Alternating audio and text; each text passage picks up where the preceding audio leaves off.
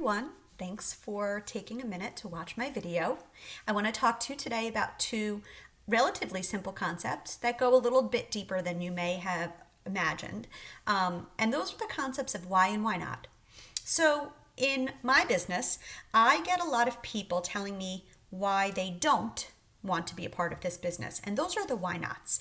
And I have to tell you that at this point, I have an answer to every single why not you can throw my way. As a matter of fact, the only why not that I can think of at this given moment is that you don't have skin. So if you don't have skin, you're right. You should not join my business. It's a bad business for you. But anything else, try me. Throw it at me, challenge me. I'll tell you why it's not a good excuse not to take control of your life and join my business today. That's actually a separate conversation. We can have that conversation personally. What I would like to talk to you about today, though, is the why. Why people like me do what we do. So I'm not just talking about my business personally, I'm talking about all of your friends who you see taking control of their lives and doing things like selling clothes or jewelry or starting their own workout groups or buying their own restaurants. It doesn't just have to be something that people do online. It could be anything. Why do people do those types of things? I think a lot of people are under the misconception that the only reason why people do these things is for the money. That the only reason why people try to work hard at their job to get the promotion is because it comes with extra money. That the only reason why people join businesses like the one I've joined is because of the money. That's only part of the reason, and I'm going to tell you that this applies for every single person. It may start with money, but it goes much deeper. I'm going to share with you my why. I remember being a child, and as a child, my mother was a nursery school teacher, and my father was in corporate America. And my father, being in corporate America, did the best job that he could do, but corporate America isn't always stable. And many times he was laid off with many other of his coworkers. I remember those moments, sitting and watching my parents, even though they tried really hard not to involve me in adult matters. I was intuitive and an only child, and I could see and I could feel the tension, and I knew that they were struggling. I heard things like, can we keep the house? We need to cancel that vacation. I was taken out of private school and put into public school. Whether or not that was a function of my father losing his job, to this day, I don't know. But I remember discussions like that happening over time. And it was not a good feeling for me, for my mother, or for my father. Fast forward, I decide to become a teacher because in my mind, it's more stable. I can achieve tenure and I can then have job security. Well, I really wanted more than anything to be a teacher in my home school district where I grew up and where I attended school. And finally in 2006, my dream came true. And soon thereafter, I found out I was pregnant.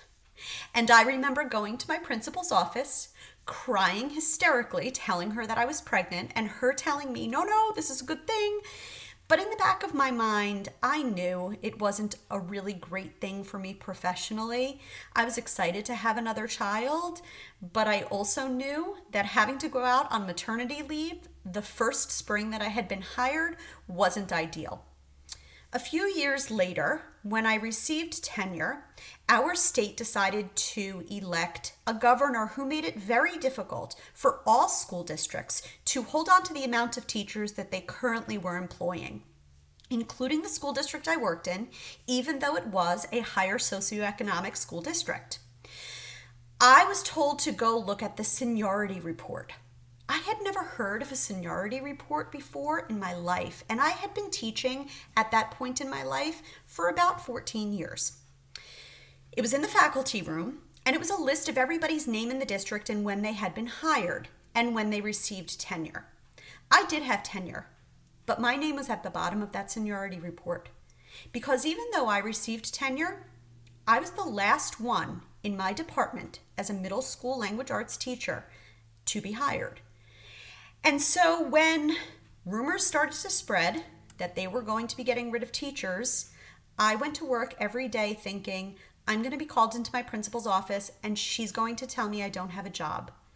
My father, when he lost his job in corporate America, he had severance packages, hundreds of thousands of dollars that would tide us over until he found another job. Teachers don't get that. So I was going to be let go in my mind, and I was going to go home, not be able to financially contribute to my family, my two beautiful little boys, and I was worried, and I was an anxious mess. Not only that, but a few years after that happened, my oldest son, Anthony, was having some trouble in school. He was being called, I was being called rather by his school because he was getting sick, because he was having accidents, because he was passing out. One time he passed out and he hit his head on the table in the cafeteria and it knocked him out. And I had to, in the middle of a room full of 20-something 13 and 14-year-olds, take this call, hear that my child was unconscious on his cafeteria floor, quickly get my mind straight so I could put together half-assed substitute plans for whoever was going to come in and take over for me in my 8th grade classroom. And then I had to speed over to his school, pick him up, take him to the doctor, make neurologist appointments. It was disastrous. We found out later that my son was on the spectrum, so he was diagnosed with autism, and that was the reason for many of his problems. Having the diagnosis was a little bit of a relief, but it certainly didn't help me when again and again and again I would be in the midst of a lesson with 20-something 13 and 14-year-olds and my phone would ring and my heart would jump into my throat thinking, it's Anthony, I have to go pick him up from school again. My mother was always there to help me out, but there were times that she was unavailable. She was ill or she wasn't home. So it was difficult. I wasn't always there to put the kids on the bus. Sometimes I was. Most of the time I wasn't. I wasn't always there to do homework with them. Sometimes I was. Most of the time I wasn't. I tried my hardest to get a home-cooked meal on the table every night. Didn't always work out. And so in my life, I was at a place where A, I felt like my job security was non-existent, and B, the job I had was affecting my ability to be the best mom I could possibly be. That's my why, not money. It's really not. Do I need money to financially contribute to this family, to live the life that we live? I do. We don't live in a mansion. We don't live above our means. But I also knew that I could have that ability to make the money for my family that I needed to do, and I could also be present and available, and I could also have the power to make my own schedule and my own decisions, and that nobody was firing me. And that was really, really powerful. So the next time you're approached by a friend to support them in their business or even to join their business, I want you to wipe away that preconceived notion, perhaps, that we all do it for money. It's all about the money. Because at the end of the day, I bet you every single one of those friends has a why that is much more important than money. I bet every single one of those friends has a reason that they do what they do that perhaps they don't tell you. So ask them. And I also challenge you today not to think about your why not. Why aren't you doing something to take control of your life and to have power in your life and to live the life you've imagined? I don't want to know why not. I want to know why you would. Why would you? If this was your story, what would you be telling me right now? So in closing, this beautiful mug that my close friend Colleen bought me when I retired from my teaching career says, "Go confidently in the direction of your dreams. Live the life you've imagined."